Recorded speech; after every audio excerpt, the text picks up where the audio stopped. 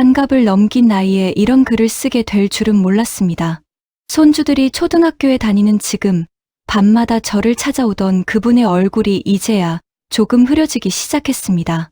작은 어머니, 그분을 그렇게 부르기까지 꽤 오랜 시간이 걸렸지만 지금 생각해보면 그분은 제 인생에서 가장 따뜻했던 분 중 한 분이셨습니다.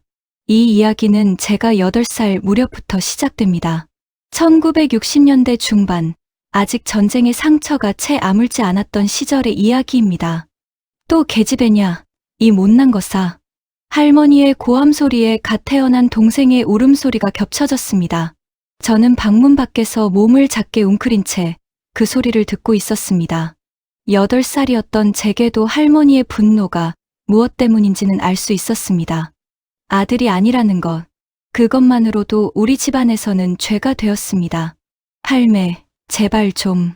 어머니의 약한 목소리가 들려왔습니다. 해산의 고통이 채 가시지도 않았을 어머니의 목소리는 떨리고 있었습니다. 입 닥쳐. 딸 둘을 낳고도 부끄러운 줄을 모르나. 우리 아들 장가 보낸 게 엊그제 같은데 대를 이을 손자는 안 낳고 계집애만 둘씩이나. 할머니의 목소리는 점점 높아졌습니다. 저는 방문에 귀를 바짝 붙인 채 어머니가 혹시라도 더 혼나시는 건 아닌지 전전긍긍했습니다. 어머님, 아내가 지금 몸조리를 해야. 대문이 열리는 소리와 함께 아버지의 목소리가 들렸습니다. 일터에서 급히 달려오신 모양이었습니다. 아버지의 거친 숨소리가 방 안까지 들렸습니다. 몸조리는 무슨, 아들 하나 못 낳는 주제에 무슨 몸조리야. 당장 또 임신해서 아들 낳아야지. 어머니, 아버지의 목소리가 처음으로 높아졌습니다. 저는 깜짝 놀라 문에서 살짝 물러났습니다. 평소 온화하시던 아버지가 할머니께 큰 소리를 내시는 건 처음 보는 일이었습니다. 뭐야? 이놈이 애미한테 대들어? 계집애 둘 낳은 마누라가 그렇게 좋아? 어머니, 제 아내입니다. 그리고 딸이든 아들이든 제 자식입니다. 지금 몸조리도 못하고 있는 사람한테 이게 무슨 말씀이십니까? 이놈이 진짜, 쾅, 무언가 바닥에 내동댕이 쳐지는 소리가 났습니다. 저는 무서워서 부엌 쪽으로 도망쳤습니다. 그곳에서 아버지와 할머니의 말다툼 소리를 멀리서 들어야 했습니다. 그날 밤, 아버지는 어머니 곁을 지키셨습니다. 할머니는 화가 나셨는지 저녁도 드시지 않고 방에 들어가셨습니다. 저는 갓 태어난 동생을 보러 살금살금 방으로 들어갔습니다. 엄마, 순이야, 왔니? 어머니는 창백한 얼굴로 미소를 지으셨습니다. 하지만 그 미소 뒤에 얼마나 많은 고통이 숨어 있는지 어린 저도 느낄 수 있었습니다. 동생, 예쁘지? 포대기 안에 아기는 조그맣게 숨을 쉬고 있었습니다. 분홍빛 얼굴에 작은 주먹을 쥐고 있는 모습이 신기했습니다. 응, 엄마. 근데 할머니가. 괜찮아. 할머니는 원래 그러셔. 순이는 동생 예뻐해주기만 하면 돼. 어머니는 제 머리를 쓰다듬어 주셨습니다. 하지만 어머니의 손은 미세하게 떨리고 있었습니다. 그날 이후 우리 집안의 공기는 무거워졌습니다. 할머니는 어머니를 보실 때마다 혀를 차시거나 한숨을 쉬셨습니다. 어머니는 해산 후 몸조리도 제대로 못하신 채 집안일을 도맡아 하셨습니다. 이것도 제대로 못하나. 밥도 이게 뭐야? 설익었잖아. 할머니의 잔소리는 해가 뜰 때부터 질 때까지 계속되었습니다. 어머니는 고개를 숙인 채 묵묵히 그 말씀들을 들으셨습니다. 예, 어머님. 다시 짓겠습니다. 다시 짓기는 쌀이 아까워서 어떻게 해. 그냥 내가 먹어. 저와 동생 보기는 부엌 한 구석에 앉아 그 광경을 지켜봤습니다. 보기는 아직 너무 어려서 상황을 이해하지 못했지만 저는 어머니의 떨리는 어깨를 보며 가슴이 아팠습니다. 순아, 보가, 이리 와서 밥 먹어라. 어머니는 저희를 부르시며 애써 밝은 목소리를 내셨습니다. 하지만 그 목소리에는 깊은 피로가 묻어 있었습니다. 딸년들이나 실컷 먹여라. 어차피 남의 집 밥 축낼 것들이니. 할머니는 그렇게 말씀하시고는 방으로 들어가셨습니다. 저는 숟가락을 들 수가 없었습니다. 밥알 하나하나가 목구멍으로 넘어가지 않았습니다. 순아, 먹어야지. 학교 가서 공부하려면 밥을 먹어야지. 어머니는 제 밥그릇에 반찬을 얹어주시며 말씀하셨습니다. 어머니의 손등에는 화상 자국이 새로 생겨 있었습니다. 아마 아침 일찍 아궁이에 불을 지피시다가 다치신 모양이었습니다. 엄마는 안 먹어? 엄마는 조금 이따 먹을게. 순이가 먼저 먹어. 어머니는 늘 그러셨습니다. 당신은 나중에 드신다고 하시면서 저희에게 먼저 먹이셨습니다. 하지만 저는 알고 있었습니다. 어머니는 저희가 먹고 남은 것으로 끼니를 때우신다는 것을요. 학교에 가는 길, 저는 친구들의 도시락이 부러웠습니다. 김이며 계란말이며 여러 반찬이 들어있는 친구들의 도시락과 달리 제 도시락에는 보리밥에 김치 한 조각뿐이었습니다. 하지만 불평하지 않았습니다. 어머니께서 얼마나 어렵게 그 도시락을 싸주시는지 알고 있었으니까요. 순아, 너희 집은 아버지가 나라실도 하시는데 도시락이 왜 그래? 같은 반 애들이 놀리듯 물었습니다. 우리 집이 마을에서 비교적 형편이 나은 편이라는 걸 아이들도 알고 있었습니다. 그냥 좋아서 저는 얼버무렸습니다. 할머니가 어머니께 얼마나 박하게 구시는지, 어머니가 제대로 된 반찬거리도 마음대로 쓰지 못하신다는 걸 어떻게 말할 수 있었겠습니까? 집에 돌아오면 더 조심스러웠습니다. 할머니가 안 계실 때는 그나마 숨을 쉴 수 있었지만 할머니가 계실 때는 발소리조차 내지 않으려 애썼습니다. 인연들이 밥만 축 내고 공부는 뭐하러 하냐. 할머니는 저희가 책을 펼쳐놓고 있어도 불평하셨습니다. 여자아이가 공부해서 뭐하냐는 것이 할머니의 지론이었습니다. 어머님, 애들도 공부를 해야죠. 어머니가 조심스럽게 말씀하시면 할머니는 더 화를 내셨습니다. 공부는 무슨 공부. 시집이나 잘 가면 그만이지. 쓸데없는데 돈 쓰지 말고. 하지만 아버지만은 달랐습니다. 아버지는 할머니 몰래 저희에게 공책과 연필을 사주셨습니다. 순아, 보가, 공부 열심히 해라. 할아버지가 보고 계실 거다. 아버지는 늘 돌아가신 할아버지 이야기를 하셨습니다. 할아버지는 전쟁 후에 얼마 지나지 않아 후유증으로 돌아가셨다고 했습니다. 자세한 이야기는 들은 적이 없었지만 아버지의 눈빛에는 늘 그리움이 어려 있었습니다. 아버지는 우리 집안의 유일한 희망이었습니다. 할머니의 구박 속에서도 어머니와 저희가 버틸 수 있었던 건 오로지 아버지 때문이었습니다. 여보, 다녀왔소. 저녁 무렵이면 아버지가 돌아오셨습니다. 아버지는 면사무소에 다니셨는데 월급이 꽤 괜찮은 편이었습니다. 하지만 그 돈을 관리하는 건 할머니였습니다. 아들, 왔니? 밥 먹어라. 할머니는 아버지에게만은 다정했습니다. 아버지 앞에는 늘 흰 쌀밥과 여러 반찬이 차려졌습니다. 어머니와 저희가 먹는 것과는 완전히 다른 상이었습니다. 어머니, 애들 밥은요? 애들 밥은 따로 먹였어. 걱정 말고 내가 먹어라. 할머니의 말에 아버지는 젓가락을 들지 못하셨습니다. 어머니, 온 식구가 같이 먹어야죠. 순이, 복이, 엄마도 이리 와. 아니, 이놈아. 내가 고생해서 번 돈인데 내가 실컷 먹어야지. 어머니, 제 아내와 딸들도 제 가족입니다. 아버지의 목소리가 높아졌습니다. 할머니는 혀를 차며 방으로 들어가셨습니다. 여보, 괜찮아요. 우리는 먹었어요. 어머니가 말리셨지만 아버지는 고집을 꺾지 않으셨습니다. 같이 먹어요. 가족이 함께 밥을 먹어야 가족이지. 그날 저녁, 우리 네 식구는 처음으로 함께 저녁을 먹었습니다. 할머니는 방에서 나오지 않으셨지만 저는 그날 먹은 흰 쌀밥 맛을 평생 잊을 수가 없습니다. 하지만 그 대가는 혹독했습니다. 이제 애비가 날 무시하는구나. 이것들 때문에. 다음 날 아침, 할머니의 고함 소리에 온 동네가 떠나갈 듯 했습니다. 어머니는 아침부터 할머니 앞에서 꿇어앉아 계셨습니다. 어머님, 죄송합니다. 제가 잘못했습니다. 잘못한 게 한두 가지가 아니지. 아들 하나 못 낳는 것도 모자라서 남편까지 돌려 세우고 아버지가 출근하시기 전 할머니와 또 한바탕 언쟁이 벌어졌습니다. 어머니, 아내가 무슨 잘못을 했습니까? 제가 한 일인데 왜 아내를? 내가 한 것도 다 저것 때문이잖아. 저것이 너한테 뭐라 했겠지. 어머니, 말씀 조심하십시오. 저는 방 안에서 몸을 움츠리고 있었습니다. 보기는 제 품에 안겨 울고 있었습니다.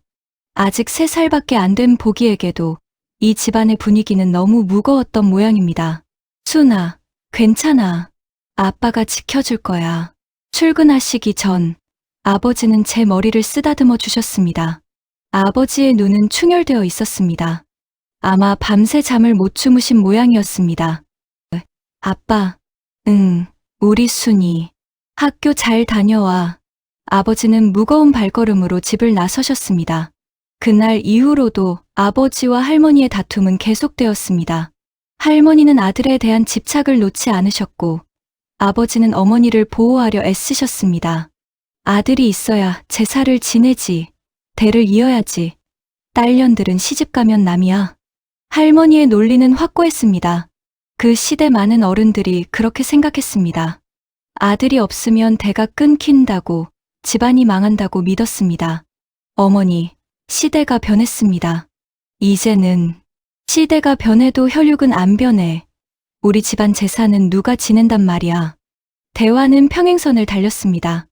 아버지는 점점 야위어 가셨고 어머니는 더욱 조심스러워지셨습니다. 하지만 아버지의 사랑은 변하지 않았습니다. 할머니 몰래 어머니께 약을 사다 주시고 저희에겐 과자를 사주셨습니다. 어머니의 손을 꼭 잡아주시는 아버지의 모습을 저는 여러 번 목격했습니다. 여보, 미안해요. 제가 아들을 낳았으면. 그런 소리 하지 마요. 당신 잘못이 아니요. 순이도 보기도 내 소중한 딸들이요. 어느 날 밤, 저는 부모님의 대화를 우연히 듣게 되었습니다. 어머니의 흐느끼는 소리와 아버지의 다독이는 목소리가 얇은 벽을 통해 들려왔습니다. 하지만 어머니는 내가 설득할 거요. 시간이 걸리더라도 반드시. 아버지의 목소리는 확고했습니다. 저는 그날 밤 아버지가 얼마나 큰 짐을 지고 계신지 깨달았습니다.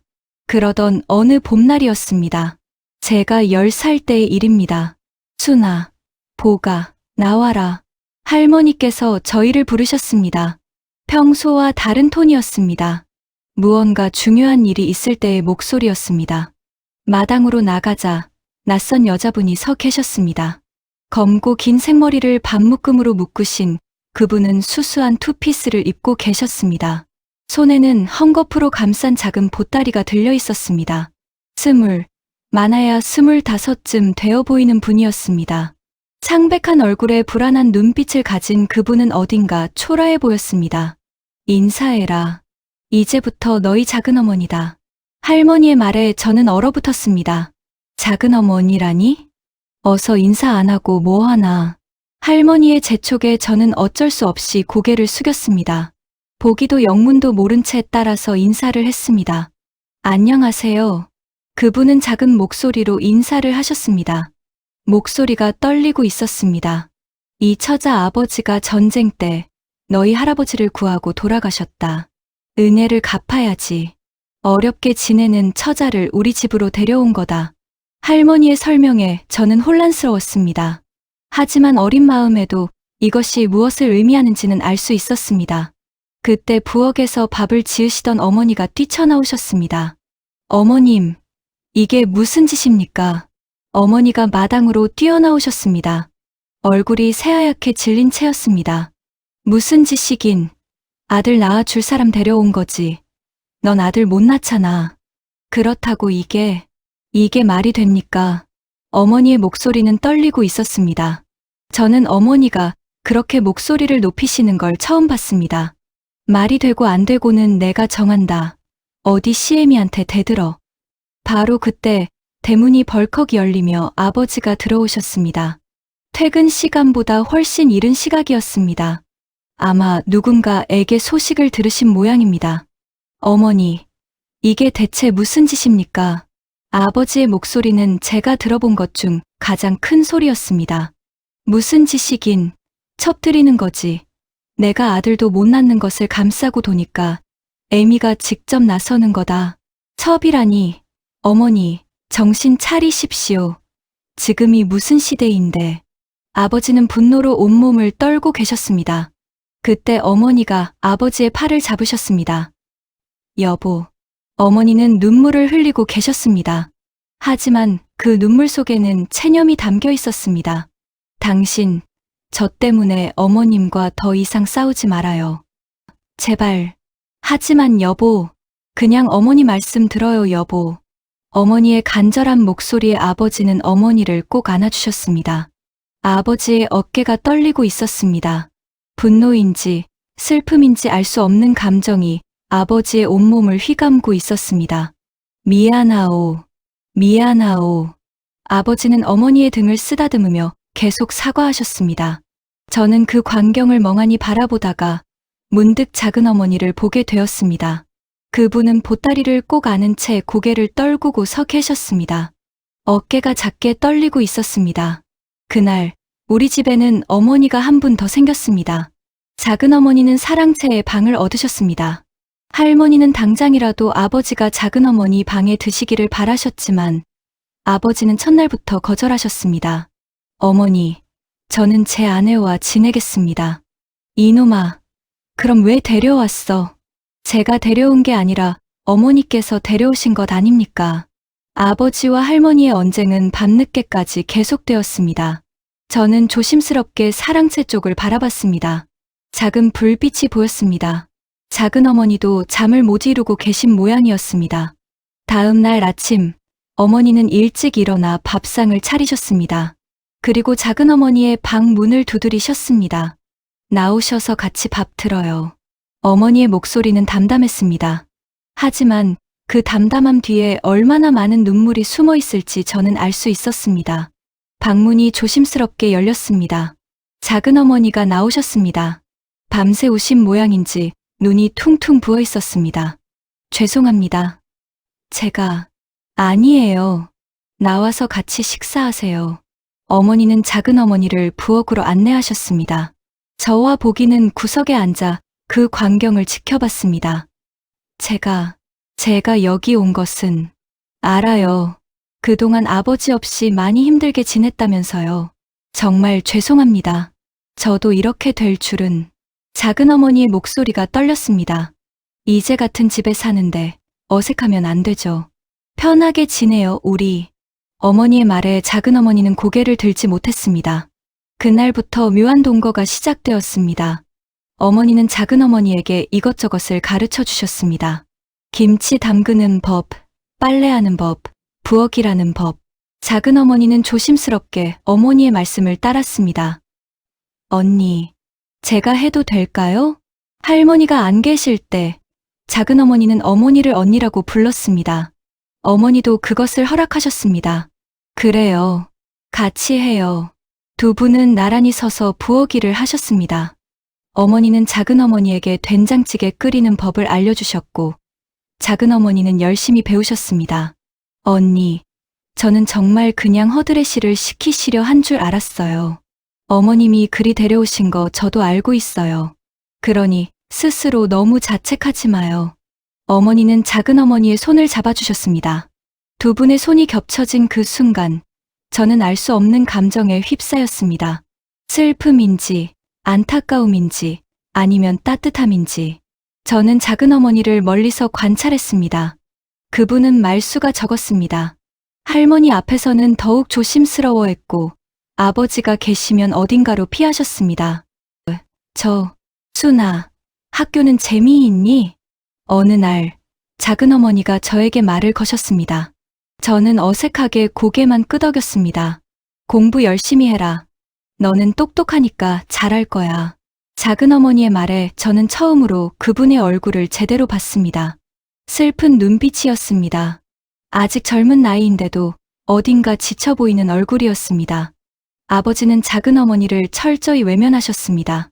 같은 집에 살면서도 눈도 마주치지 않으셨고 말도 섞지 않으셨습니다. 아들, 어찌 한 집에 살면서 말 한마디를 안 하면 어떡하니? 할머니가 아버지를 다그쳤습니다. 어머니가 데려온 사람이니 어머니가 돌보십시오. 아버지의 목소리는 차가웠습니다. 이놈이 첩을 들이는 게 싫으면 진즉 아들을 낳았어야지. 어머니, 다시 한번 그런 말씀하시면 저도 가만히 있지 않겠습니다. 아버지와 할머니의 신경전은 날로 심해졌습니다. 작은 어머니는 그런 분위기 속에서 더욱 위축되셨습니다. 밥을 먹을 때도 한쪽 구석에 조그맣게 앉아 계셨고, 목소리를 낼 때도 작은 속삭임처럼 하셨습니다. 언니, 제가 떠나는 게 나을까요? 어느 날 밤, 작은 어머니가 어머니께 물으셨습니다. 저는 방문 밖에서 그 대화를 듣고 있었습니다. 어디로 가게? 집도 팔려서 갈 곳도 없다면서. 하지만 이렇게 있는 것도 조금만 참아보자. 시간이 조금 걸릴 일들이잖아. 어머니는 어느새 친동생처럼 친해진 작은 어머니를 위로하셨습니다. 하지만 그 위로가 진심인지 아니면 체념인지 저는 알 수 없었습니다. 할머니는 매일같이 아버지를 들볶으셨습니다. 아들 낳으려면 방에라도 들어가야지. 이러고 있으면 뭐하니? 어머니, 저는 제 아내가 있습니다. 아내가 뭐가 중요해? 대를 이어야지. 같은 대화가 매일 반복되었습니다. 아버지는 점점 지쳐가셨고 어머니는 더욱 수척해지셨습니다. 그러던 어느 날 어머니가 아버지를 불러 술을 권하셨습니다. 여보, 한잔하세요. 무슨 일이오? 그냥 오늘은 달이 예쁘네요. 어머니는 아버지께 술잔을 따르셨습니다. 한 잔, 두 잔, 석 잔. 술잔이 오갔습니다. 여보, 동생, 옥분이. 그 사람도 불쌍한 사람이에요. 술이 오른 아버지는 어머니의 말을 듣고 계셨습니다. 아무것도 모르고 이 집에 와서 많이 힘들어해요. 당신이 그런 말을 하다니. 당신이 저 사람을 외면하면 저 사람은 이 집에서도 지낼 수 없게 될지도 몰라요. 어머님이 아들 낳으라고 들볶으실 거고. 어머니의 목소리가 떨렸습니다. 당신이 원하는 거요? 내가 저 사람에게. 싫지만 한편으로는 너무 불쌍해요. 그리고 어머니는 잠시 말을 멈추셨습니다. 어머님을 조금이라도 달래야 우리 순이 보기가 편하게 살 수 있어요. 당신이 하루 내내 집에서 우리를 지켜줄 순 없잖아요. 어머니의 말에 아버지는 한동안 아무 말씀도 하지 못하셨습니다. 그날 밤, 저는 어머니가 얼마나 큰 희생을 하고 계신지 깨달았습니다. 당신의 남편을 다른 여자에게 내어주면서까지 가족을 지키려 하시는 어머니의 모습에 저는 울음을 참을 수 없었습니다. 몇 달이 흘렀습니다. 아버지는 가끔씩 잔뜩 취하신 채 작은 어머니의 방으로 가셨습니다. 어머니는 그럴 때마다 마당에 나와 하늘을 바라보셨습니다. 저는 어머니 곁에 조용히 앉아 있었습니다. 어머니의 손을 잡아드리고 싶었지만 그럴 용기가 나지 않았습니다. 순아, 별이 예쁘지? 응, 엄마. 엄마가 죽으면 저 별이 될 거야.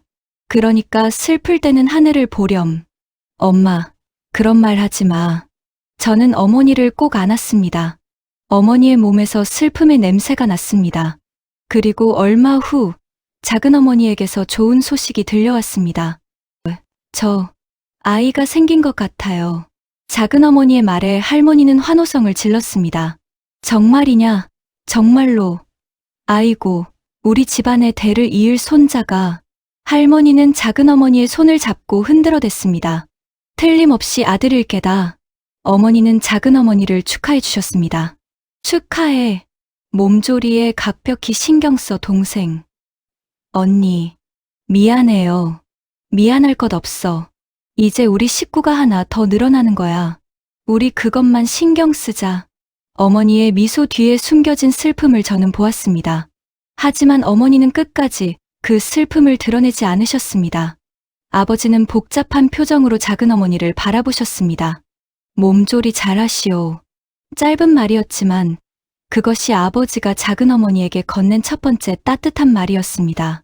할머니는 작은 어머니를 극진히 대하기 시작했습니다. 예전에 어머니를 대하던 것과는 천지 차이였습니다. 첫째야, 이거 영양가 있는 거니까 작은 애한테 가져다 줘라. 작은 애 방이 쌀쌀한 것 같구나. 이불 좀 더 갖다 줘. 어머니는 묵묵히 할머니의 심부름을 하셨습니다. 작은 어머니를 위해 보양식을 끓이고 빨래를 하고 방을 청소하셨습니다. 언니, 제가 할게요. 편찮으신 것 같은데.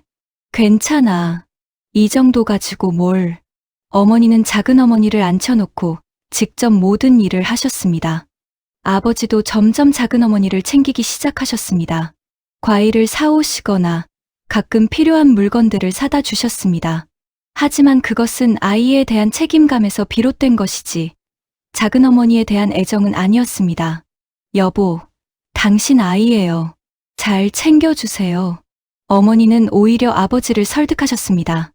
어머니의 그런 모습에 저는 가슴이 미어졌습니다. 작은 어머니의 배가 점점 불러왔습니다. 할머니는 매일같이 작은 어머니의 배를 쓰다듬으시며 아들이라고 확신하셨습니다. 이 배 모양 좀 봐라. 틀림없이 아들이야. 할머니의 확신은 날이 갈수록 굳어졌습니다. 저는 작은 어머니의 배를 신기하게 바라봤습니다. 저 안에 작은 생명이 자라고 있다는 게 신기했습니다. 순아, 동생이 생기면 잘 돌봐줄 거지? 어머니가 물으셨습니다. 응, 엄마. 착하다, 우리 순이. 어머니는 제 머리를 쓰다듬어 주셨습니다. 하지만 어머니의 손길이 예전만 못하게 느껴졌습니다. 어머니는 점점 기운이 없어 보이셨습니다. 그리고 마침내 그날이 왔습니다. 배가 작은 어머니의 비명소리에 온 집안이 발칵 뒤집혔습니다. 산파 할머니가 급히 불려왔고 뜨거운 물과 수건이 준비되었습니다. 순아, 보가, 너희는 나가 있어. 할머니의 호통에 저희는 마당으로 쫓겨났습니다. 하지만 저는 방문 밖에서 귀를 기울이고 있었습니다. 힘 줘요. 조금만 더. 산파의 목소리가 들렸습니다. 작은 어머니의 신음소리가 점점 커졌습니다. 나왔다. 나왔어. 그리고 아기의 울음소리가 들렸습니다. 세상에 태어난 첫 울음이었습니다. 아들이야, 아들. 할머니의 환호성이 터져 나왔습니다. 아이고, 우리 손자, 우리 금손자. 할머니는 기쁨에 겨워 우셨습니다. 저는 조심스럽게 방으로 들어갔습니다. 어머니가 아기를 받아들고 계셨습니다. 작고 붉은 얼굴의 아기였습니다. 순아, 내 동생이다. 인사해라. 어머니의 목소리는 부드러웠습니다. 하지만 어머니의 눈에는 눈물이 고여 있었습니다. 저는 아기를 바라봤습니다. 아직 눈도 제대로 못 뜨는 작은 생명이었습니다. 손가락도 발가락도 너무나 작았습니다.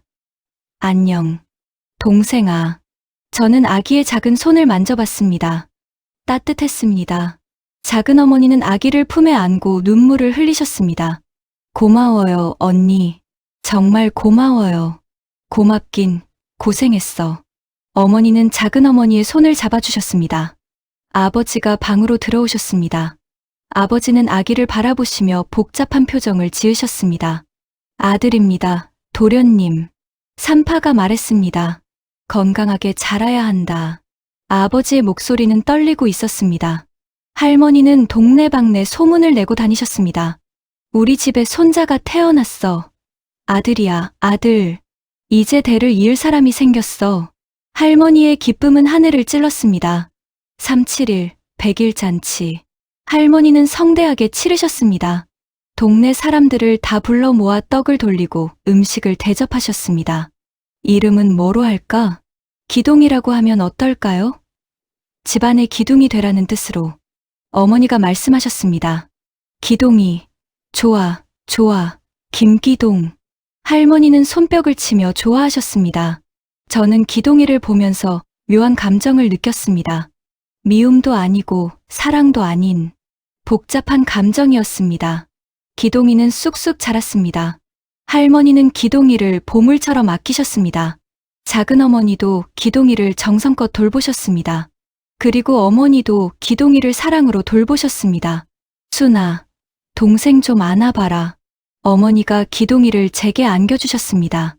포대기에 쌓인 기동이는 따뜻했습니다. 동생이 귀엽지? 응. 저는 기동이를 내려다봤습니다. 작은 눈, 작은 코, 작은 입.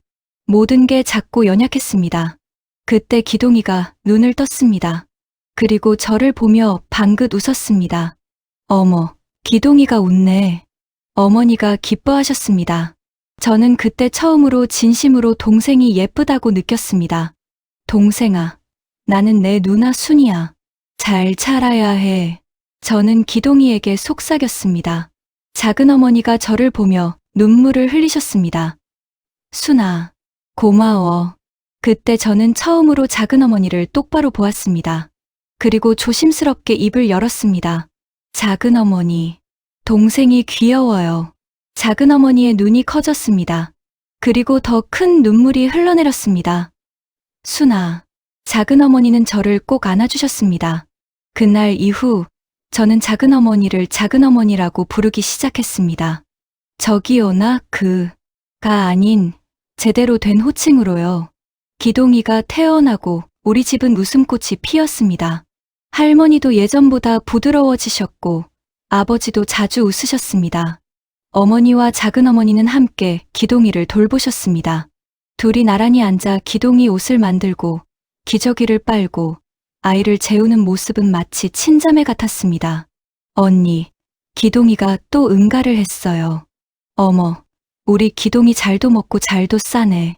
두 분의 웃음소리가 집안을 가득 채웠습니다. 할머니도 조금은 어머니에게 부드러워지셨습니다. 아들 손자를 얻은 기쁨에 모든 게 용서가 되신 모양이었습니다. 순이 엄마, 수고했어. 오늘 저녁은 내가 차리마. 할머니의 그런 말씀에 어머니는 놀라셨습니다. 아니에요, 어머님. 제가 할게요. 아니야, 넌 좀 쉬어. 기동이 돌보느라 힘들었잖아. 할머니의 태도 변화에 온 집안이 편안해졌습니다. 아버지는 어머니를 더욱 아끼셨습니다. 여보, 고마워요. 당신이 집안을 잘 돌봐줘서. 고마울 것 없어요. 다 가족인데요. 어머니는 늘 그렇게 말씀하셨습니다. 여름이 오면 어머니와 작은 어머니는 마당에 평상을 펴놓고 미숫가루를 타셨습니다. 순아, 보가, 이리 와서 미숫가루 마셔라. 기동아, 너도 먹을래? 아직 어려서 안 되나? 두 분은 웃으며 우리를 돌보셨습니다. 겨울이 오면 따끈한 숭늉을 나눠 마시며 이야기꽃을 피우셨습니다. 언니, 어렸을 때 이야기 좀 해주세요. 내 어렸을 때 별거 없어 그냥 시골에서 자랐지. 그래도 궁금해요. 작은 어머니는 어머니의 이야기를 듣는 걸 좋아하셨습니다. 저와 보기도 그 옆에 앉아 이야기를 들었습니다. 기동이는 어머니 무릎에서 잠들어 있었습니다. 그 시절이 우리 집안에서 가장 평화로운 때였습니다. 할머니는 기동이를 업고 동네를 돌아다니셨습니다. 우리 손자 좀 보소. 잘생기지 않았소? 호호. 할머니 닮아서 귀엽네요. 그럼 우리 집안 피를 받았으니까 할머니의 자랑은 끝이 없었습니다. 아버지도 퇴근하면 제일 먼저 기동이를 찾으셨습니다. 우리 기동이, 아빠 왔다. 아부, 기동이가 처음 말을 뗐을 때 온 집안이 떠나갈 듯 기뻐했습니다. 들었어? 아빠라고 했어. 우리 기동이가. 할머니는 눈물까지 흘리셨습니다. 기동이는 아장아장 걸음마를 떼기 시작했습니다. 넘어질 때마다 모두가 달려가 일으켜 세웠습니다. 기동이는 웃으며 이리저리 뛰어다녔습니다. 저도 기동이를 진심으로 아끼게 되었습니다. 작은 동생이 너무나 사랑스러웠습니다. 누나, 놀아줘. 그래, 뭐하고 놀까?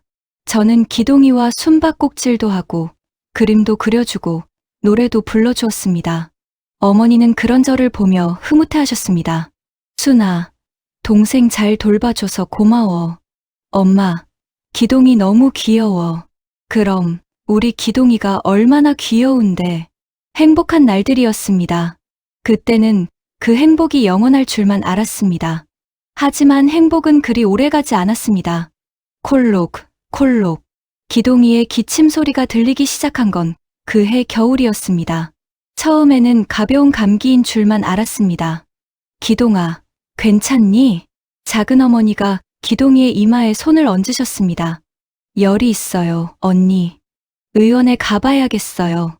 어머니와 작은 어머니는 기동이를 데리고 의원에 다녀오셨습니다. 의원 선생님은 감기약을 지어주셨습니다. 약 먹이고 푹 쉬게 하세요. 하지만 약을 먹어도 기동이의 기침은 나아지지 않았습니다. 콜록, 콜록, 콜록. 밤낮 없이 기침이 계속되었습니다.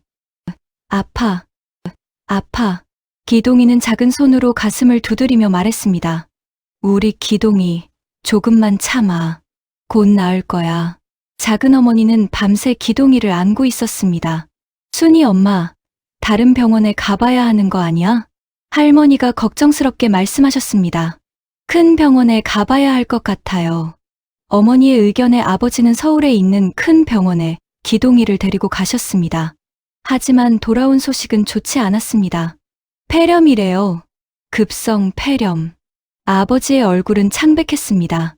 폐렴. 감기가 아니고요? 작은 어머니가 떨리는 목소리로 물으셨습니다. 폐에 염증이 생긴 거래요. 입원 치료를 해야 한대요. 그날부터 기동이는 병원에 입원했습니다. 작은 어머니는 병원에서 기동이를 돌보셨고, 어머니는 집에서 음식을 만들어 날랐습니다. 언니, 고마워요. 기운 차려, 우리 기동이 빨리 낫는 것만 생각해. 하지만 기동이의 상태는 점점 나빠졌습니다. 콜록, 콜록.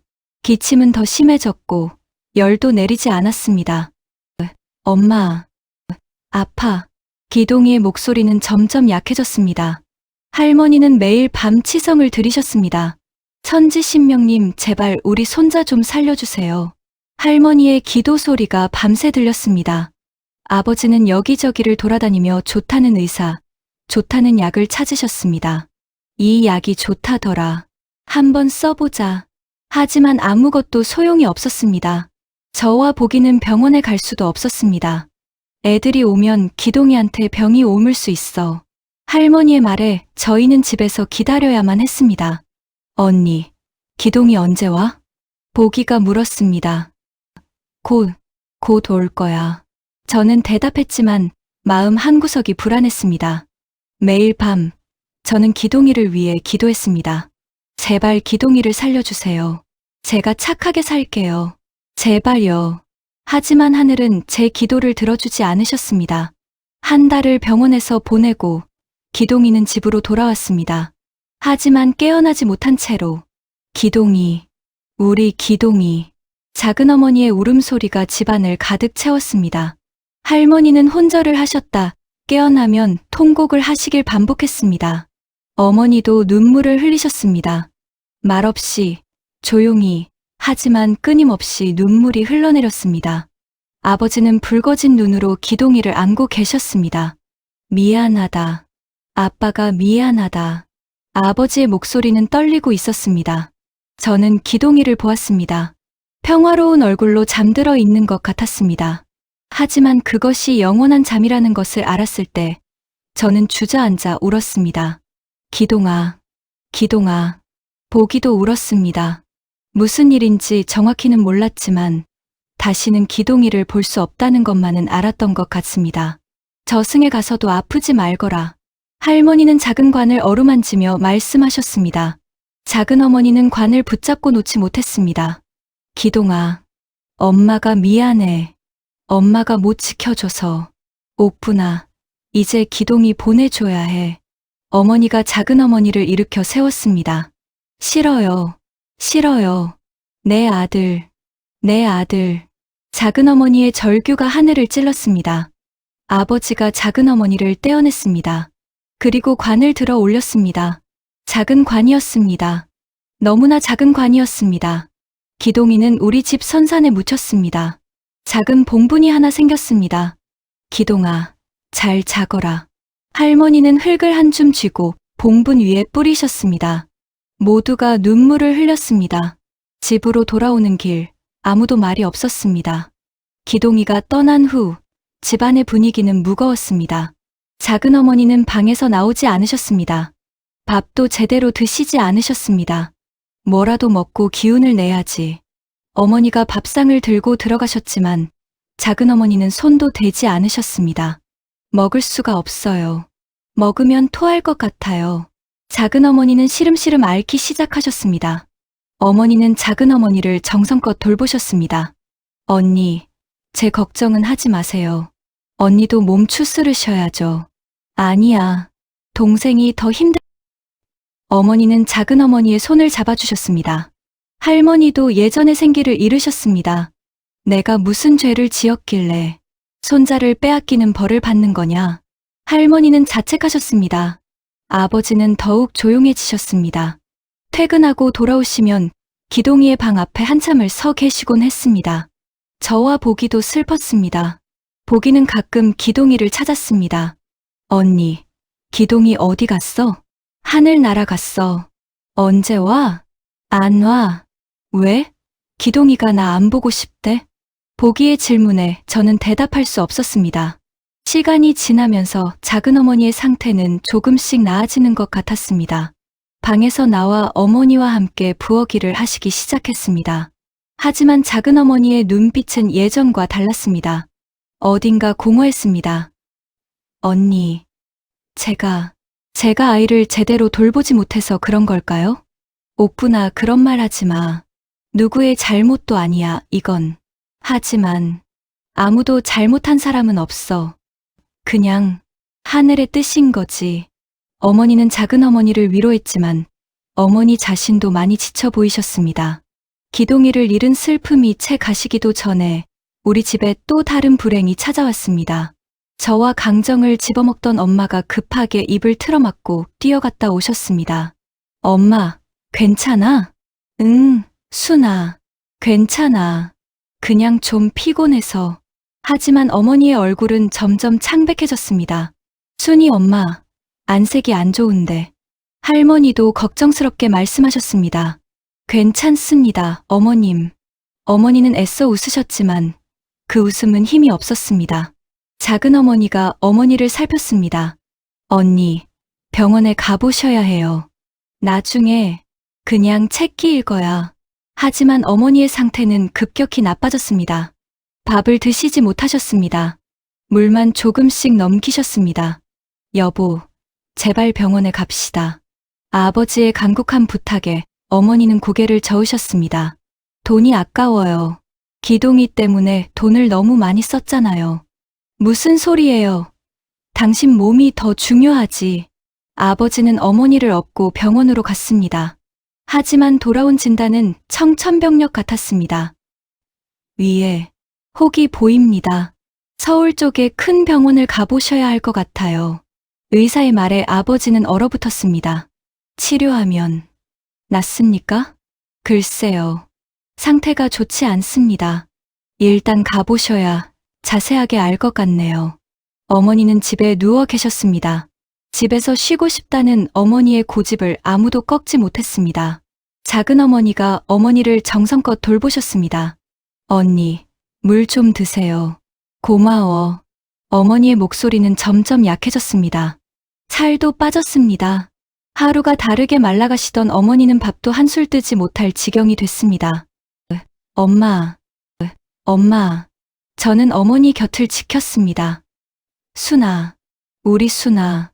어머니는 제 손을 잡으셨습니다. 손이 너무 차가웠습니다. 순아, 엄마 말 잘 들어야 해. 엄마, 그런 말 하지 마. 할머니를 너무 미워하지 마. 엄마, 아빠를 항상 존경하고. 어머니는 힘겹게 말씀하셨습니다. 작은 어머니를 잘 따르렴. 엄마, 제발 복이랑 사이좋게 지내고. 어머니의 눈에서 눈물이 흘렀습니다. 순아, 복아, 엄마가 너희를 정말 많이 사랑한다. 엄마, 저는 어머니를 꼭 껴안았습니다. 복이도 울면서 어머니를 안았습니다. 엄마, 가지 마. 엄마, 어머니는 저희의 머리를 쓰다듬으셨습니다. 착하게, 잘하다오. 그것이 어머니의 마지막 말씀이었습니다. 다음 날 새벽, 어머니는 숨을 거두셨습니다. 여보, 여보. 아버지의 절규가 새벽 공기를 갈랐습니다. 언니, 언니. 작은 어머니도 어머니를 부르며 울었습니다. 저는 그저 멍하니 어머니를 바라봤습니다. 이것이 현실인가? 꿈인가? 어머니가 정말 가신 건가? 엄마, 엄마. 뒤늦게 현실을 깨달은 저는 어머니 곁에 무릎을 꿇고 통곡했습니다. 엄마, 엄마. 보기도 울부짖었습니다. 할머니는 어머니의 손을 잡고 계셨습니다. 며느리, 미안하다. 내가 미안하다. 할머니도 눈물을 흘리셨습니다. 어머니의 장례는 사흘장으로 치러졌습니다. 좋은 곳으로 가시길. 많은 사람들이 조문을 왔습니다. 어머니가 얼마나 좋은 분이었는지 모두가 알고 있었습니다. 이렇게 좋은 사람이 먼저 가다니. 아이들은 어쩌려고. 사람들의 수군거림이 들렸습니다. 어머니는 선산에 묻혔습니다. 기동이 곁에. 언니, 기동이 잘 돌봐주세요. 작은 어머니가 흙을 한 줌 뿌리며 말했습니다. 저는 그저 멍하니 서 있을 수밖에 없었습니다. 어머니가 가신 후 우리 집은 완전히 달라졌습니다. 어머니가 안 계신 집은 너무나 낯설었습니다. 아침에 일어나면 어머니의 목소리가 들릴 것 같았지만 그곳엔 침묵만이 있었습니다. 순아, 보가, 밥 먹어라. 작은 어머니가 밥상을 차려주셨습니다. 어머니처럼 정성스럽게 차려진 밥상이었지만 어딘가 다른 맛이었습니다. 고맙습니다. 저는 고개를 숙인 채 밥을 먹었습니다. 보기는 밥을 먹다가 자꾸만 울음을 터뜨렸습니다. 언니, 엄마, 울지 마, 보가. 저는 보기를 달랬지만 저도 눈물이 났습니다. 작은 어머니는 어머니의 빈자리를 채우려 애쓰셨습니다. 순아, 학교 잘 다녀와. 보가, 오늘은 날씨가 추우니까 옷 따뜻하게 입어. 작은 어머니는 저희를 챙겨주셨습니다. 하지만 보기의 태도가 변하기 시작했습니다. 언니, 저 사람이 우리 밥 차려줘도 돼? 보기가 작은 목소리로 물었습니다. 보가, 그런 말 하는 거 아니야. 하지만 우리 엄마는 저 사람 때문에 죽은 거잖아. 뭐, 저는 보기의 말에 깜짝 놀랐습니다. 할머니가 그러셨어. 저 여자 때문에 엄마가 고생하다가 돌아가셨다고. 보기의 말에 저는 할 말을 잃었습니다. 할머니가 그런 말을 하셨다고? 저는 보기를 꾸짖었습니다. 그런 말 하는 거 아니야. 작은 어머니 잘못이 아니야. 하지만 이 일은 아무 잘못도 없어. 알았어? 저는 강하게 말했지만 마음 한구석에서는 불안이 자랐습니다. 할머니께서 보기에게 무슨 말을 하신 걸까? 며칠 후 저는 할머니와 보기가 방에서 이야기하는 것을 우연히 듣게 되었습니다. 보가, 니네 엄마가 왜 죽었는지 아니? 저 여자가 왔잖아. 그래서 엄마가 얼마나 마음고생을 했겠니? 그게 병이 된 거야. 할머니의 목소리는 도끼가 서려 있었습니다. 할머니, 보가, 너는 저 여자 말 안 들어도 돼. 저 여자는 네 엄마 원수야. 네. 보기의 대답에 저는 가슴이 철렁 내려앉았습니다. 저는 방문을 열고 들어갔습니다. 할머니, 그게 무슨 말씀이세요? 순아, 너도 들었구나. 사실이잖아. 저 여자가 왔으니까 엄마가 고생한 거야. 할머니께서 데려오신 거잖아요. 작은 어머니 잘못이 아니에요. 이것이 할머니한테 대들어. 할머니가 소리를 질렀지만 저는 물러서지 않았습니다. 작은 어머니는 아무 잘못 없으세요. 엄마도 그렇게 말씀하셨어요. 저는 울면서 방을 뛰쳐나왔습니다. 그날 이후 보기는 작은 어머니를 피하기 시작했습니다. 보가, 밥 먹어라. 작은 어머니가 밥상을 차려주셔도 보기는 고개를 돌렸습니다. 싫어요. 보가, 작은 어머니의 목소리가 떨렸습니다. 저는 보기를 혼냈습니다. 보가, 왜 그래? 언니는 엄마를 벌써 잊었어. 어떻게 엄마를 죽게 한 여자를 따를 수 있어? 언니도 미워. 그게 사실이 아니라니까. 사실이야. 할머니가 거짓말하겠어? 보기와 저는 처음으로 싸웠습니다. 작은 어머니는 그 광경을 멀리서 지켜보시며 눈물을 흘리셨습니다. 시간은 흘러갔습니다. 저는 16이 되었고 보기는 13이 되었습니다. 우리는 더 이상 학교에 다니지 못했습니다. 집안 형편이 어려워져서였습니다. 순아, 미안하다. 아빠가 무능해서. 아니에요, 아빠. 저는 괜찮아요. 저는 미신 공장에 취직했습니다. 보기도 곧 같은 공장에 들어왔습니다. 하루 종일 미싱을 돌리는 일은 힘들었지만 집안의 보탬이 된다는 생각에 견딜 수 있었습니다. 언니, 손가락 다쳤어? 응, 괜찮아. 조금 찔린 것뿐이야. 미싱 바늘에 손가락이 찔리는 것은 다반사였습니다. 작은 어머니는 저희가 퇴근하면 밥상을 차려주셨습니다. 순아, 보가, 고생했어. 얼른 씻고 와. 네. 저는 작은 어머니께 감사했지만 보기는 여전히 차갑게 대했습니다. 아버지와 작은 어머니의 관계는 묘했습니다. 겉으로 보기에는 부부 같기도 했지만 자세히 보면 그저 한 집에 사는 사람들 같았습니다. 밥 드세요. 고맙소. 그 이상의 대화는 없었습니다. 아버지는 여전히 어머니를 그리워하셨습니다. 여보, 순이가 이렇게 컸소. 선산에 가실 때마다 아버지는 어머니 묘 앞에서 한참을 앉아 계셨습니다. 작은 어머니도 그런 아버지를 이해하시는 것 같았습니다.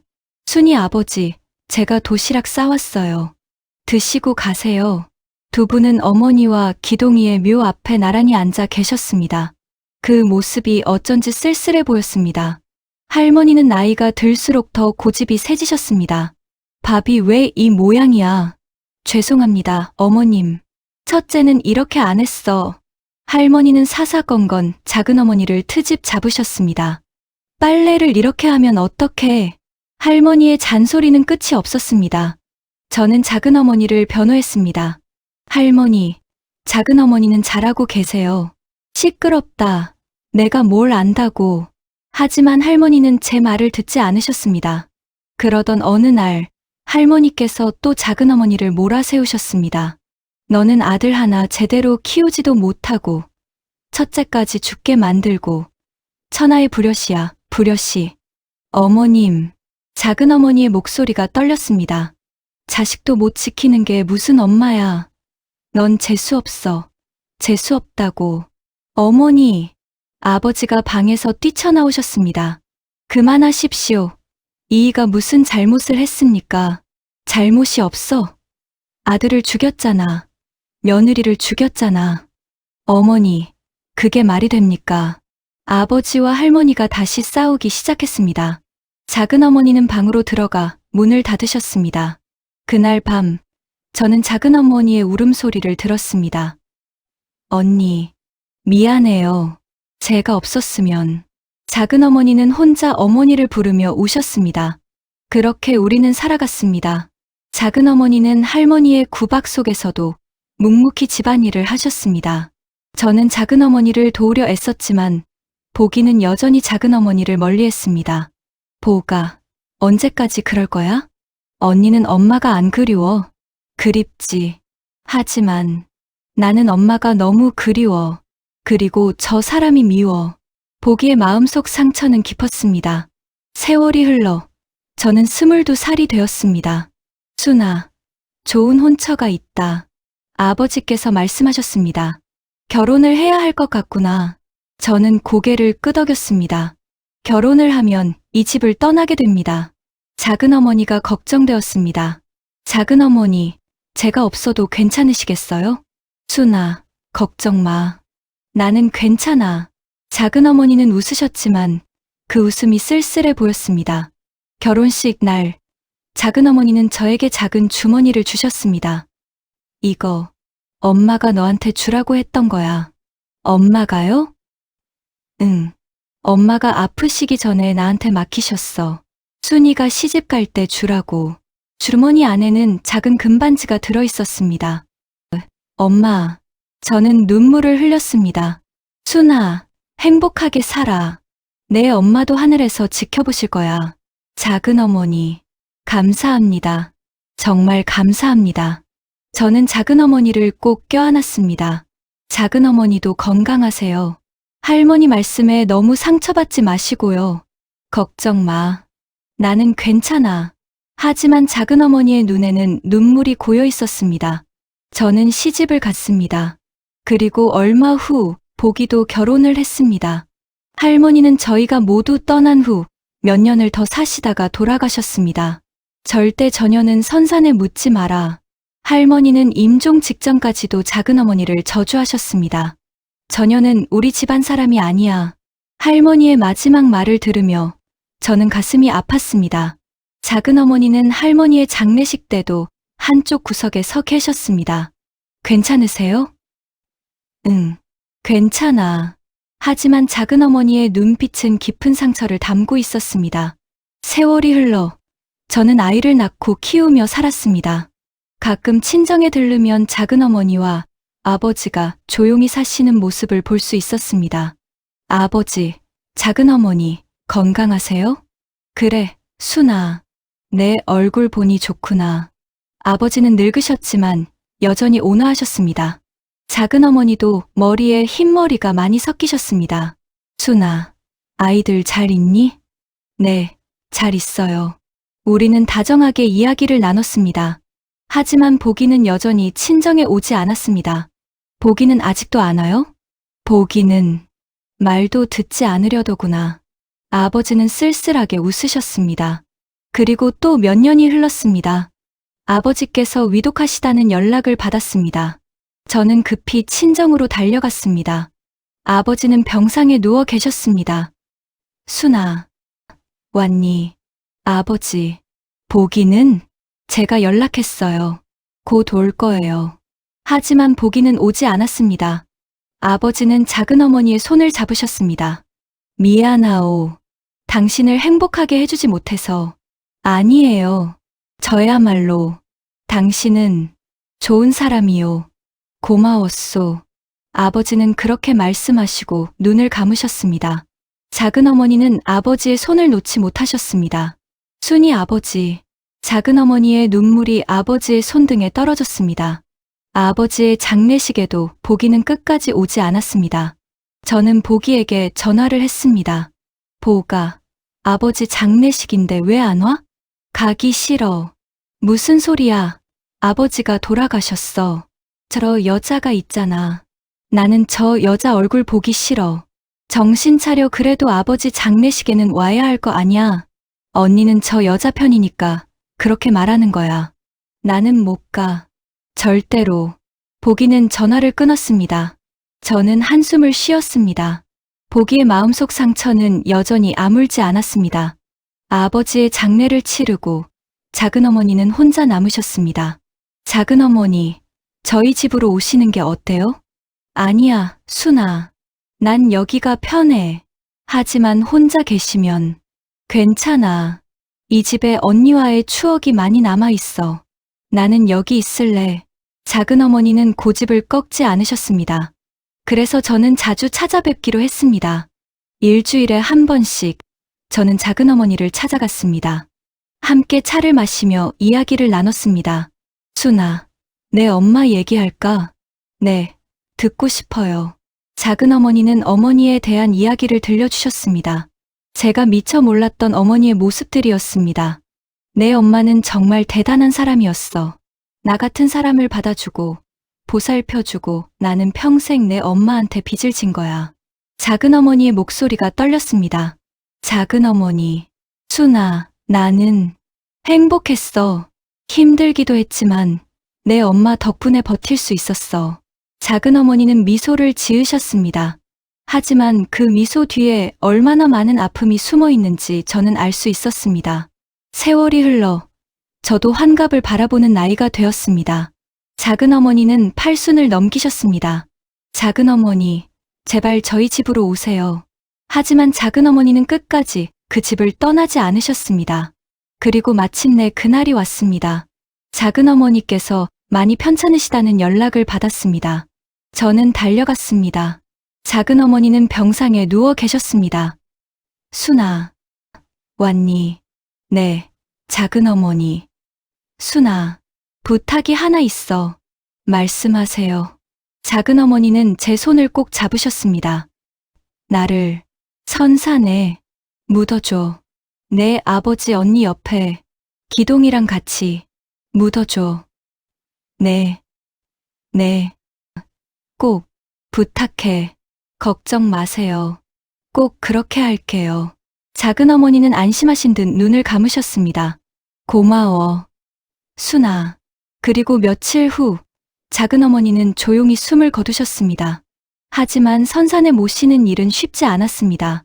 보기가 격렬하게 반대하고 나선 것입니다. 그리고 그때부터 저희 악몽이 시작되었습니다. 작은 어머니의 장례식장은 한산했습니다. 친척들이 몇 분 오셨지만 대부분 형식적인 조문이었습니다. 첩이 무슨 상이야. 자식도 없는데 누가 제사를 지내주려고. 수군거리는 소리가 들렸습니다. 저는 그 소리들을 무시하고 작은 어머니의 영정 앞에 앉아 있었습니다. 사진 속 작은 어머니는 환하게 웃고 계셨습니다. 언제 찍은 사진인지는 모르겠지만 오랜만에 보는 밝은 표정이었습니다. 작은 어머니, 편히 쉬세요. 저는 작은 어머니께 절을 올렸습니다. 그때 보기에게서 전화가 왔습니다.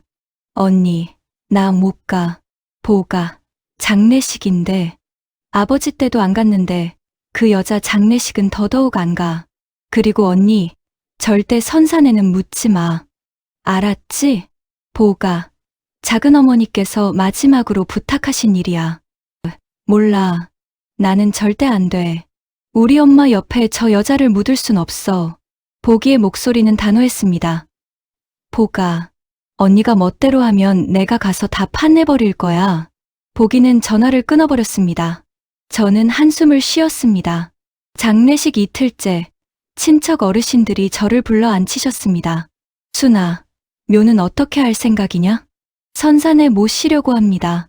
제 대답에 어르신들의 얼굴이 굳어졌습니다. 선산에, 그게 말이 되는 소리냐? 작은 어머니께서 마지막으로 부탁하신 일입니다. 게다가 자식도 진즉 죽어 없잖아. 큰 고모가 거들었습니다. 고모님, 저도 작은 어머니의 자식입니다. 내가 1000년의 제사를 지내준다고?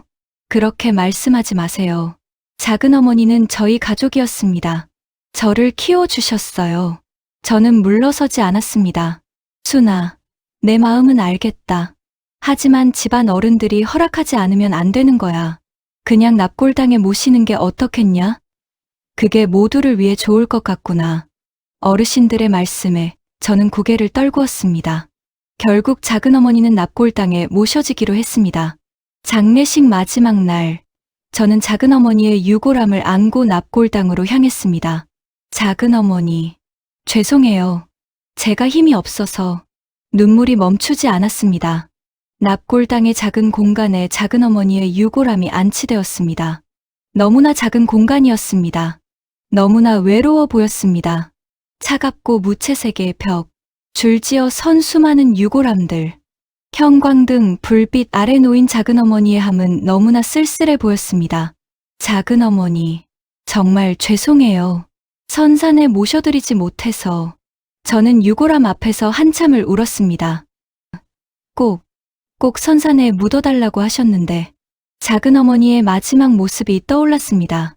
야윈 손으로 제 손을 꼭 잡으시며 간절하게 부탁하시던 그 눈빛. 선산에 부탁해. 꼭. 저는 그 약속을 지키지 못했습니다. 집으로 돌아온 저는 잠을 이룰 수 없었습니다. 작은 어머니의 마지막 부탁을 지키지 못했다는 죄책감이 저를 짓눌렀습니다. 여보, 괜찮아? 남편이 걱정스럽게 물었습니다. 응, 괜찮아. 하지만 괜찮지 않았습니다. 그날 밤이었습니다. 잠에 들었을 때 꿈인지 생시인지 모를 순간이 왔습니다. 방안이 이상하게 차갑게 느껴졌습니다. 잠결에 눈을 뜨려는데 눈꺼풀이 너무 무거웠습니다. 가까스로 눈을 떴습니다. 방 한 구석, 어둠 속에 누군가 서 계셨습니다. 작은 어머니였습니다. 하지만 제가 알던 그분이 아니었습니다. 창백한 얼굴, 텅 빈 눈빛. 작은 어머니는 그저 저를 바라보고 계셨습니다. 아무 말도 없이. 그 표정은 슬픔이었을까요? 원망이었을까요? 저는 입을 열려 했지만 목소리가 나오지 않았습니다. 작은 어머니는 천천히 고개를 가로저으셨습니다. 그리고 천천히, 너무나 천천히 제게로 다가오기 시작했습니다. 발소리는 들리지 않았습니다. 그저 어둠 속에서 조금씩 가까워지는 하얀 형체. 저는 비명을 지르려 했지만 목소리가 나오지 않았습니다. 몸을 움직이려 했지만 손가락 하나 까딱할 수 없었습니다. 가위에 눌린 것이었습니다. 작은 어머니는 제 침대 앞까지 오셨습니다. 그리고 저를 내려다보셨습니다. 그 눈빛, 너무나 슬픈 눈빛, 너무나 외로운 눈빛, 그러면서도 무언가를 원망하는 듯한 눈빛, 입술이 미세하게 떨리고 있었습니다. 무언가 말하려는 것처럼. 하지만 소리는 들리지 않았습니다. 작은 어머니는 천천히 손을 뻗으셨습니다. 얼음장처럼 차가운 손이 제 이마에 닿을 듯 말 듯. 저는 온 힘을 다해 몸을 움직였습니다. 여보, 남편이 저를 흔들었습니다. 저는 거친 숨을 몰아쉬며 깨어났습니다. 온몸이 식은 땀에 젖어 있었습니다. 악몽 꿨어. 괜찮아? 응, 괜찮아. 하지만 괜찮지 않았습니다. 그 눈빛, 작은 어머니의 그 슬픈 눈빛이 머릿속에서 지워지지 않았습니다. 다음 날 밤에도 같은 일이 반복되었습니다. 이번에는 더 선명했습니다. 잠이 들자마자 방 안 공기가 차갑게 변했습니다. 저는 알고 있었습니다. 또 오실 거라는 것을. 눈을 뜨고 싶지 않았습니다. 하지만 눈은 저절로 떠졌습니다. 역시나 작은 어머니는 이번에는 창가에 서 계셨습니다. 달빛을 등진 채 얼굴은 어둠에 가려져 있었습니다. 하지만 그 윤곽만으로도 누구신지 알 수 있었습니다. 작은 어머니는 움직이지 않으셨습니다. 그저 서서 저를 바라보고 계셨습니다. 얼마나 시간이 흘렀을까요? 작은 어머니께서 천천히 고개를 들으셨습니다. 달빛이 작은 어머니의 얼굴을 비췄습니다. 눈물. 작은 어머니의 얼굴을 타고 눈물이 흘러내리고 있었습니다. 소리 없이, 끊임없이. 작은 어머니는 입을 벌리셨습니다. 무언가 말하려는 것 같았습니다. 하지만 소리는 들리지 않았습니다. 작은 어머니. 저는 소리 내려 했지만 역시 목소리가 나오지 않았습니다. 슬픔이 아닌 무언가 다른 감정, 원망, 아니면 절망? 작은 어머니의 입이 크게 벌어졌습니다. 비명을 지르는 것처럼. 하지만 소리는 들리지 않았습니다. 그 침묵의 비명이 더 무서웠습니다. 저는 눈을 감았습니다. 더 이상 보고 싶지 않았습니다. 하지만 눈꺼풀 너머로 느껴졌습니다. 작은 어머니께서 가까이 오시는 것이. 차가운 기운이 점점 가까워졌습니다. 으아. 저는 비명을 지르며 깨어났습니다. 저는 결심했습니다. 작은 어머니께 직접 사죄해야겠다고. 매주 납골당을 찾아가기 시작했습니다. 작은 어머니, 왔어요. 차갑고 무채색의 공간. 저는 작은 어머니의 유골함 앞에 꽃을 놓고 무릎을 꿇었습니다. 죄송해요. 제가 힘이 없어서 선산에 모시지 못했어요. 눈물이 흘렀습니다. 용서해 주세요. 제발. 저는 한참을 그렇게 앉아 있었습니다. 작은 어머니, 기억하세요? 제가 처음 작은 어머니라고 불렀을 때, 그때 눈물 흘리셨죠. 저는 작은 어머니와의 추억을 떠올렸습니다. 엄마가 돌아가신 후에도 작은 어머니께서 저희를 돌봐주셨어요. 할머니한테 구박당하시면서도 이야기를 계속하며 저는 울었습니다. 제가 시집 갈 때 엄마의 반지를 주셨죠. 그거 아직도 소중히 간직하고 있어요. 저는 손가락에 반지를 만졌습니다. 작은 어머니, 편히 쉬세요. 제가 자주 올게요. 외롭지 않게 해드릴게요. 매주 찾아가서 이야기를 나눴습니다. 하지만 악몽은 멈추지 않았습니다. 오히려 점점 더 심해졌습니다. 일주일이 지나고 이번에는 꿈이 달랐습니다. 납골당이었습니다. 어둡고 차가운 그곳. 저는 복도를 걷고 있었습니다. 형광등이 깜빡거렸습니다. 그리고 저 멀리 작은 어머니께서 서 계셨습니다. 등을 돌린 채 저는 다가갔습니다. 하지만 아무리 걸어도 가까워지지 않았습니다. 작은 어머니는 그 자리에 서 계셨습니다. 미동도 하지 않으신 채. 작은 어머니. 저는 뛰기 시작했습니다. 그러자 작은 어머니께서 천천히 돌아보셨습니다. 그 얼굴. 눈물로 범벅이 된 얼굴. 입은 벌어져 있었지만 소리는 없었습니다. 저는 멈춰 섰습니다. 두려웠습니다. 그 얼굴에는 슬픔과 원망이 뒤섞여 있었습니다. 저는 뒤로 물러섰습니다. 하지만 등 뒤에 벽이 있었습니다. 더 이상 물러날 곳이 없었습니다. 작은 어머니는 제 바로 앞까지 오셨습니다. 작은 어머니의 얼굴은 뻥 뚫린 눈에서 눈물이 쏟아지듯 나오고 있었습니다. 저는 비명을 지르며 깨어났습니다. 한 달이 지났습니다. 저는 수면제 없이는 잠을 잘 수 없게 되었습니다. 하지만 수면제를 먹어도 악몽은 찾아왔습니다. 그러던 어느 날, 보기에게서 전화가 왔습니다. 언니, 보기의 목소리가 이상했습니다. 보가? 무슨 일이야? 나 병원에 있어. 뭐, 무슨 일이야? 아파트에서. 떨어졌어. 저는 급히 병원으로 달려갔습니다. 보기는 병상에 누워 있었습니다. 얼굴이 새하얗게 질려 있었습니다. 보가, 대체 무슨 일이야? 언니. 보기의 눈에는 두려움이 가득했습니다. 기억이 안 나. 모르겠어. 보기는 말을 멈췄습니다. 기억이 안 난다니 무슨 소리야. 내가 뛰어내렸다는데. 나는 전혀 그런 생각 해본 적도 없다고. 보기는 입술을 자근자근 씹으며 떨리는 손으로 제 손을 잡았습니다. 언니, 작은 어머니를 선산에 모시자. 뭐라고? 제발, 빨리 선산에 모셔드리자. 보기의 목소리는 절박했습니다. 보가, 무슨 일이 있었던 거야? 그냥 묻지 말고 빨리. 보기는 제 손을 놓지 않았습니다. 보기의 손은 얼음장처럼 차가웠습니다. 보기의 사고 다음 날부터였습니다. 친척들에게서 전화가 오기 시작했습니다. 먼저 작은 삼촌이었습니다.